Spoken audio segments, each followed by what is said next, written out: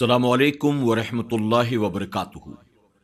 میرے پیارے آقا علیہ الصلاۃ والتسلیم کے پیارے دیوانوں، خاتون جنت حضرت فاطمہ الزہرا رضی اللہ تعالی عنہا کی کنیزوں، ہم درس سماعت کر رہے ہیں اللہ کے نبی سیدنا یعقوب علیہ السلام اور یوسف علیہ السلام کے تعلق سے۔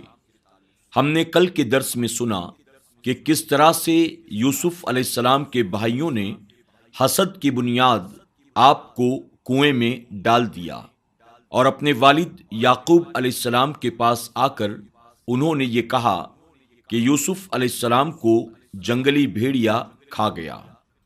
آئیے اب اس کے آگے کا درس سنتے ہیں۔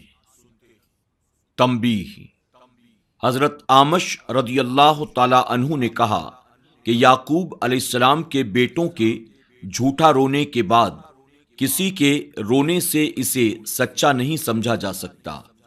ابن منظر نے روایت کی ہے کہ قاضی شریح کے پاس ایک عورت اپنا مقدمہ لے کر آئی اور رو رہی تھی۔ لوگوں نے قاضی شریح سے کہا، اے ابو امیہ، کیا آپ اسے روتی ہوئی نہیں دیکھ رہے ہیں؟ آپ نے فرمایا، یوسف علیہ السلام کے بھائی بھی رات کے وقت روتے ہوئے اپنے باپ کے پاس آئے تھے، حالانکہ وہ ظالم اور جھوٹے تھے، اس لیے کسی انسان کو یہ حق نہیں پہنچتا کہ وہ بغیر تحقیق کے ناحق فیصلہ کر دے۔ یوسف علیہ السلام کا کنویں سے باہر آنا۔ حضرت ابن عباس رضی اللہ تعالی عنہ بیان کرتے ہیں کہ ایک قافلہ مدین سے مصر کی جانب روانہ ہوا۔ وہ قافلہ اپنے راستے سے بھٹک گیا اور ادھر ادھر پھرنے لگا۔ رات کافی ہو چکی تھی، اسی دوران انہیں وہ کنواں نظر آیا جس میں حضرت یوسف علیہ السلام تھے، حالانکہ وہ کنواں ایسے بیابان جنگل میں تھا جہاں چرواہوں کے بغیر کوئی شخص آتا نہیں تھا۔ قافلے والوں نے کنواں دیکھ کر اپنے ایک شخص مالک بن زرع خزائی کو اس طرف بھیجا تاکہ وہاں سے وہ پانی لے آئیں۔ اس نے جب کنویں میں ڈول ڈالا تو حضرت یوسف علیہ السلام اس سے لپٹ گئے۔ اس طرح آپ باہر تشریف لائے۔ مالک بن زرع خزائی نے آپ کے حسن و جمال کو دیکھ کر خوشی سے کہا، کتنی خوشی کی بات ہے، یہ تو لڑکا ہے، یعنی کتنا خوبصورت لڑکا ہمارے ہاتھ میں آ گیا جو ہمارے لیے بہت بڑا سرمایہ بنے گا۔ حسن یوسف علیہ السلام کا چہرہ بہت حسین تھا، بال گھنگرالے تھے، آنکھیں موٹی و خوبصورت، تمام اعضاء میں عجیب قسم کا اعتدال پایا جاتا تھا۔ رنگ سفید، گندم گوں سرخی مائل، کلائیاں اور پنڈلیاں موٹی، پیٹ چھوٹا، ناف چھوٹی تھی، اور جب آپ مسکراتے تھے آپ کے دانتوں سے نور کی شعاعیں نظر آتی تھیں، اور کسی شخص میں اس وقت یہ اوصاف نہیں پائے جاتے تھے۔ آپ کا حسن ایسے جلوہ گر تھا جیسے دن کی روشنی۔ اتنے حسین لڑکے کو دیکھ کر نکالنے والے کو تعجب کیوں نہ ہوتا کہ آپ کے حسن اور خیر و برکت سے محرومی پر تو کنویں کی دیواریں اور پتھر بھی روئے۔ بھائیوں کا یوسف علیہ السلام کو کھوٹے سکوں سے بیچنا۔ اگرچہ آپ کو کنویں سے نکالنے والوں نے قیمت سرمایہ سمجھ کر چھپا کر رکھا تھا کہ مصر میں جا کر اسے فروخت کر کے بہت بڑا مال حاصل کریں گے، لیکن آپ کے بھائی 3 دنوں کے بعد آپ کے حال کا پتہ چلانے کے لیے واپس آئے کہ یوسف زندہ ہے یا مر چکا ہے۔ کنویں پر آئے تو دیکھا کہ یوسف کنویں میں تو نہیں۔ ادھر ادھر تلاش کیا تو ایک قافلہ نظر آیا۔ ان سے پوچھنے پر پتہ چلا کہ انہوں نے ایک لڑکے کو کنویں سے نکالا ہے۔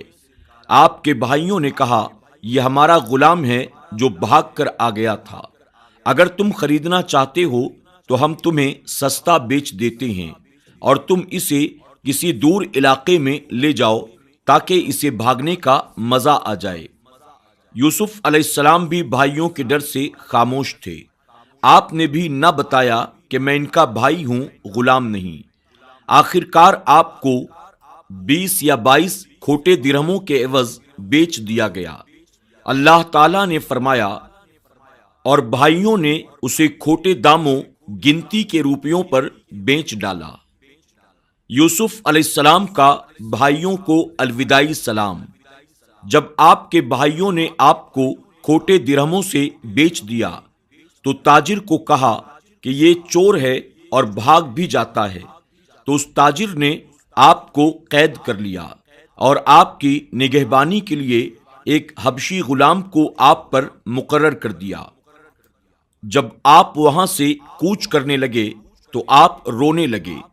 تاجر نے آپ علیہ السلام سے پوچھا، آپ کیوں رو رہے ہیں؟ آپ علیہ السلام نے فرمایا، جن لوگوں نے مجھے بیچا ہے میں ان کو الوداعی سلام کرنا چاہتا ہوں، یعنی ایسا سلام کرنا چاہتا ہوں جو کبھی نہ لوٹنے والا کرتا ہے۔ تاجر نے اپنے غلام سے کہا، اس کو اپنے مالکوں کے پاس لے جاؤ تاکہ یہ انہیں الوداعی سلام کر آئے، پھر قافلے سے مل جانا۔ میں نے آج تک اتنا فرمانبردار غلام نہیں دیکھا ہے جو اپنے مالکوں سے اتنی محبت رکھتا ہو، اور اتنے ظالم کوئی مالک بھی نہیں دیکھے جتنے ظالم اس کے مالک ہیں۔ وہ غلام آپ کو آپ کے بھائیوں کے پاس لے آیا جو سب سوئے ہوئے تھے۔ ایک ان میں سے بھیڑ بکریوں کی حفاظت کر رہا تھا جو جاگ رہا تھا۔ یوسف علیہ السلام اپنے محافظ غلام کے ساتھ پاؤں میں بیڑیاں لگے لڑکھڑاتے ہوئے اس کے پاس پہنچے، رونے لگے۔ اس نے پوچھا، تم کیوں آئے ہو؟ آپ علیہ السلام نے کہا، میں تمہیں الوداعی سلام کرنے آیا ہوں جسے تم کبھی پھر دیکھ نہ سکو گے۔ ہائے افسوس، ہائے بربادی، یہ کیسا الوداعی سلام ہے! ممکن ہے کہ یہ یہودا ہو۔ وہ کچھ آپ علیہ السلام سے نرم گوشہ رکھتا تھا۔ سب جاگ پڑے۔ یوسف علیہ السلام ایک ایک بھائی پر محبت سے سر جھکا کر بوسے لیتے اور گلے مل رہے تھے۔ سبحان اللہ، ان کے ظلم کو دیکھیے اور یوسف علیہ السلام کی محبت کو دیکھیے۔ آپ چلتے ہوئے کہہ رہے تھے، اللہ تمہاری حفاظت کرے، اگرچہ تم نے مجھے ضائع کر دیا۔ اللہ تعالیٰ تمہیں اپنے گھروں میں قائم و دائم رکھے، اگرچہ تم نے مجھے گھر سے نکال دیا۔ اللہ تعالیٰ تم پر رحم کرے، اگرچہ تم نے مجھ پر رحم نہیں کیا۔ آپ کے الوداعی سلام، رقت آمیز کلمات، دکھ بھری فریاد کا اثر بھیڑ بکریوں پر اتنا شدید ہوا کہ ان کے اس ہولناک منظر سے حمل گر گئے۔ یوسف علیہ السلام کا اپنی والدہ کی قبر پر رونا۔ بھائیوں کو آپ نے الوداعی سلام کر دیا تو آپ کو غلام نے پکڑ کر اپنے ساتھ چلا لیا تاکہ قافلے سے مل جائیں۔ آپ کو بیڑیاں لگا کر ایک سواری پر سوار کر کے ساتھ لے جایا جا رہا تھا۔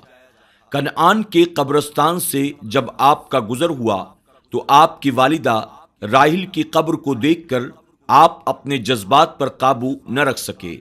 سواری سے اتر کر قبر سے لپٹ کر روتے ہوئے عرض کرنے لگے، اے میری ماں، قبر سے سر اٹھا کر ذرا اپنے بیٹے کو بیڑیوں میں جکڑا ہوا تو دیکھ۔ اے میری ماں، بھائیوں نے مجھے کنویں میں پھینک دیا، باپ سے مجھے جدا کر دیا، کھوٹے سکوں کے عوض مجھے بیچ ڈالا۔ میری چھوٹی سی عمر پر بھی ان کا دل نہ پسیجا، انہیں مجھ پر کچھ رحم نہ آیا۔ اللہ تعالیٰ سے سوال کرتا ہوں کہ مجھے اور میرے والد کو مقام رحمت میں جمع کرے، وہی رحمان و رحیم ہے۔ غلام کے یوسف علیہ السلام کو تھپڑ مارنے پر قہر خداوندی۔ غلام نے پیچھے دیکھا تو یوسف علیہ السلام کو نہ پایا۔ واپس آیا تو دیکھا آپ ایک قبر پر رو رہے تھے۔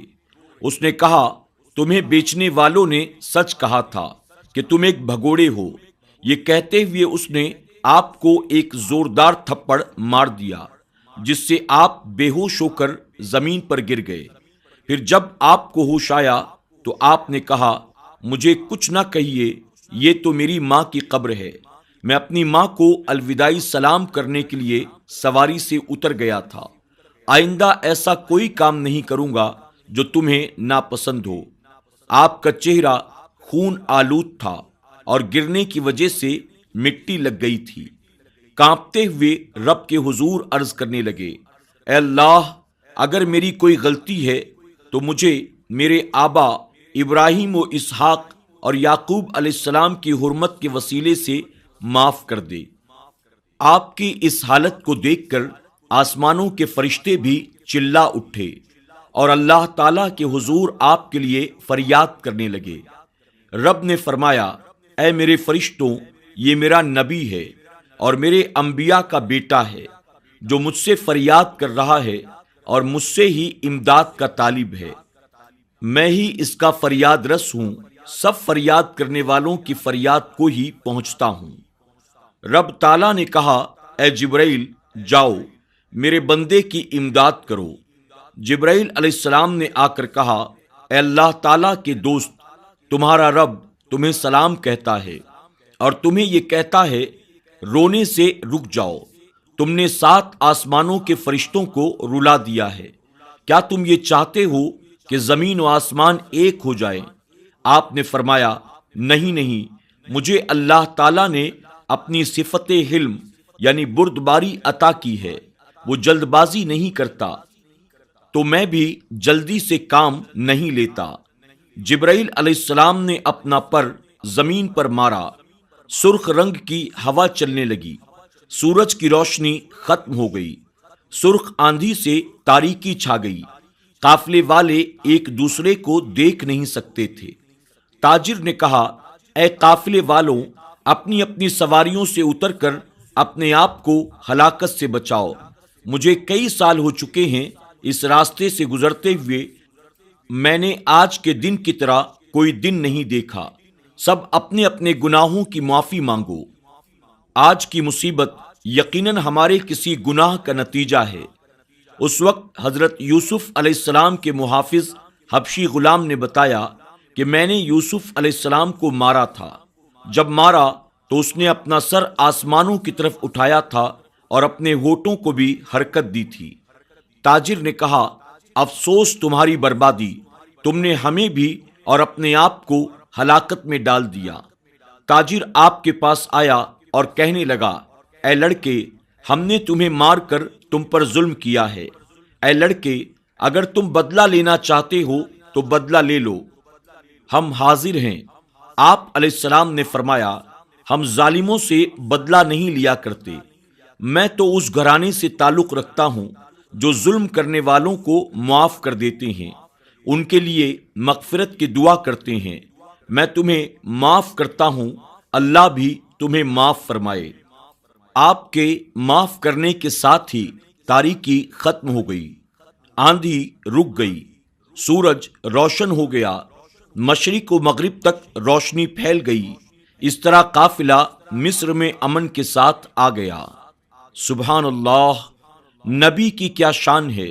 نبی پر ظلم کرنے والے کیسے گرفت میں آئے، اور نبی کتنا صابر ہے کہ ظالموں کے لیے دعا کرتا ہے۔